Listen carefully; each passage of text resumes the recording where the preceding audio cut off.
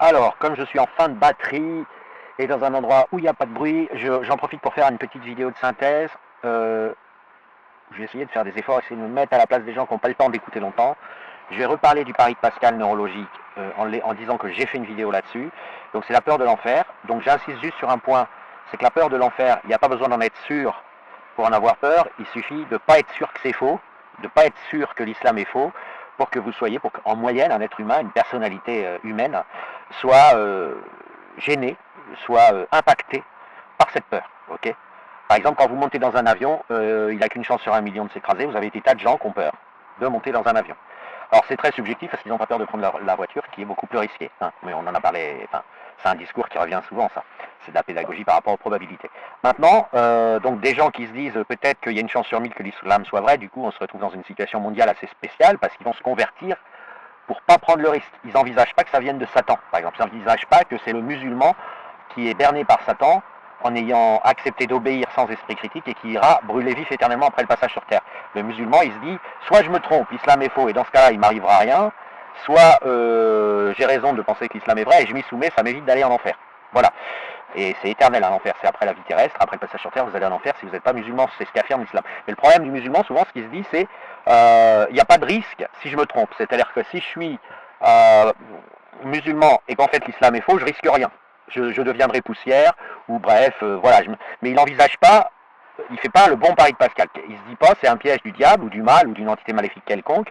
Il ne fait pas cette hypothèse. Il ne se dit pas, merde, je suis tombé dans un piège, parce qu'il y a plein de trucs dans le Coran qui font penser à ça. Nous avons entendu, nous avons obéi, et non pas nous avons compris, etc. Et c'est peut-être qu'on pourrait imaginer, Dieu a passé un contrat avec Satan, il lui a dit, je te donne tous les gens que tu vas réussir à convaincre, enfin, tous les gens que tu vas réussir à attraper en leur faisant croire au Coran, alors qu'il y a plein d'indices que Dieu est orgueilleux, que Dieu veut être adoré de manière exclusive, etc. Il y a plein d'indices qui ont c'est un profil satanique, si vous voulez.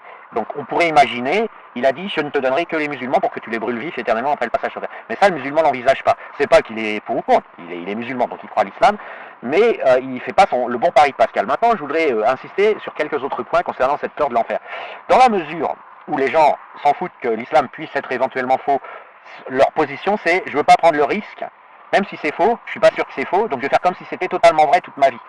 Je vais donc être musulman. Voilà. Position du musulman, c'est je serai musulman et je ne laisserai personne dire que je ne le suis pas ou que j'ai des doutes. Parce que ça fait partie. Si vous avez des doutes, en fait, vous devenez plus ou moins mécréant. Enfin, c'est assez compliqué.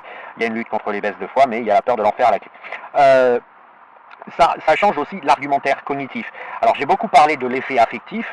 Cette peur se transforme en affectif, c'est compliqué. Après, ils aiment le Coran. J'ai récupéré des extraits. On aime 1 milliard de fois plus Mohamed que notre maman, c'est ce que certains disent, confirmé. Il y en a un qui l'a dit, les autres ont confirmé. Donc là, on est dans l'affectif.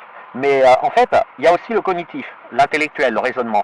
C'est-à-dire qu'on a remarqué, il y a un malaise chez les islamo-critiques, enfin bref, chez les non-musulmans en général, mais y compris chez les militants anti-islam de manière politique et géopolitique, on a remarqué qu'ils n'argumentent pas. Et que c'est toujours des arguments d'avocats administratifs.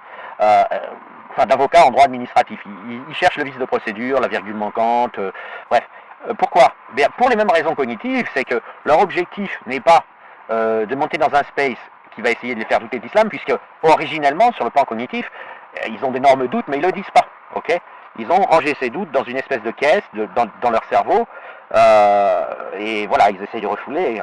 Leur problème, c'est que ils vont balancer ces arguments pour pas baisser la probabilité que l'islam soit vrai. Mais comme elle est déjà basse, ils s'en foutent. C'est pas on baisse de 95 à 90. C'est on lutte pour que ça passe pas de 2 à 1 et puis on sait jamais un accident, ça passe à 0, j'apostasie. Vous voyez? Donc ils veulent maintenir non pas l'islam, mais cette position qu'ils ont adoptée de se dire je prendrai pas le risque de ne pas être musulman. Je prendrai pas ce risque. Le risque c'est ne pas être musulman et donc au cas où l'islam serait vrai, aller brûler vif éternellement en enfer. Et donc, cognitivement, c'est incompréhensible pour les gens de l'extérieur. Parce que les gens, ils raisonnent sur le vrai-faux naturellement. Ils ne raisonnent pas sur le sûr-non sûr, ou sûr de l'opposé. Pour eux, c'est vrai ou faux, et puis voilà, il y a deux valeurs. C'est pas 0-100 avec toutes les valeurs intermédiaires. Et donc, ils entendent des gens essayer de maintenir à 2, voire de monter à 3%. Ils comprennent pas. Ils comprennent pas parce qu'eux, ils sont en train d'essayer, les autres, l'interlocuteur non musulman, il est en train d'essayer d'argumenter pour faire passer. Il est, si vous voulez, il est hors sujet, quoi, sans le vouloir, il essaye d'aider les musulmans à passer de 99 à 90. Mais ça, le musulman, il s'en tamponne, il est déjà rendu à 2 depuis longtemps.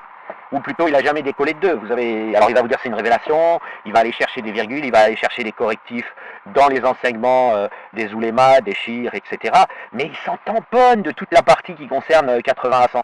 Lui, il est à 2, et ce qu'il se dit, si je pense qu'il y a 2% de chances que l'islam soit vrai, ça va, c'est la sécurité, je reste musulman, et j'apostasierai pas.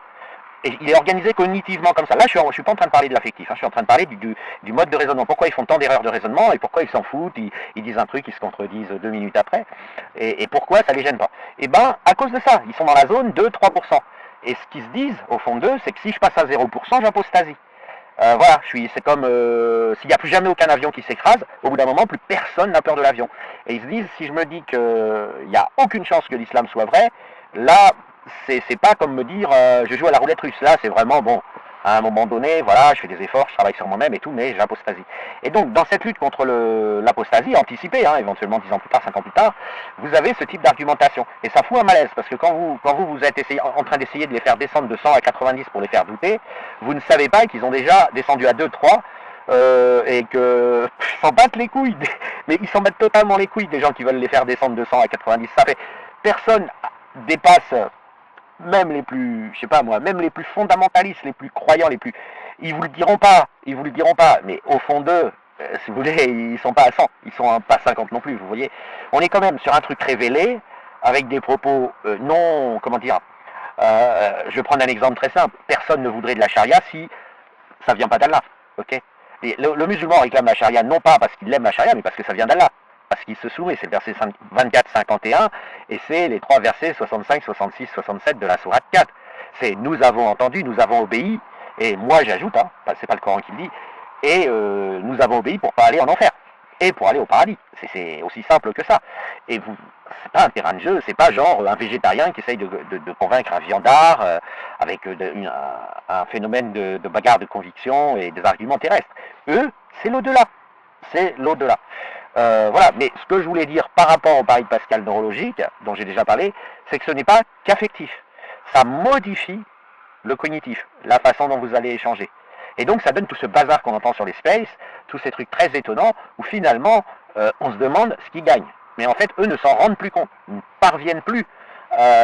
C'est même pas de la mauvaise volonté, c'est qu'ils ont des zones inhibées dans le cerveau, et ces zones-là, c'est celles qui les feraient douter. Vous voyez, si elles s'activaient, ils risqueraient d'apostasier. Et donc, dans le processus de lutter contre les baisses de foi, il y a des zones qui ont été inhibées. Et chez certains autres, c'est des zones qui ont été modifiées, mais pas inhibées. C'est-à-dire qu'ils vont redessiner, ou dessiner, parce que ça n'a pas de sens de mettre eux.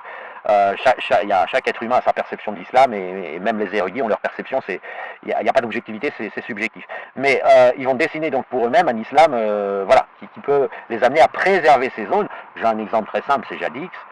Voilà, il se dit musulman, mais il n'a pas d'inhibition. Je viens de l'entendre aujourd'hui, c'est aussi pour ça que je fais cette vidéo, sinon j'oublierais dans le. Et d'autres ont ces inhibitions. Voilà. Mais de toute façon, c'est des zones voilà, elles sont désactivées. Donc vous ne pourrez pas, au moment où vous leur dites un truc, si le flux de pensée part vers cette zone, il se perd. Et derrière, ils vont répondre à côté. Il n'y a pas. Je ne sais pas comment expliquer. Imaginez un texte avec des lettres qu'ils ne peuvent pas lire et qui leur cerveau transforme ces lettres en espace. Vous voyez, donc il y a des zones blanches, il y a des successions d'espaces pour un certain nombre de mots, voilà, dans un langage imaginaire. Vous avez des zones blanches ils peuvent pas. Pourquoi? Parce que c'est les zones qui fait douter, qui font douter. Voilà. Bon, j'espère avoir été clair, j'ai fait ce que j'ai pu. De toute façon, j'ai un peu faim là, je vais peut-être aller bouffer.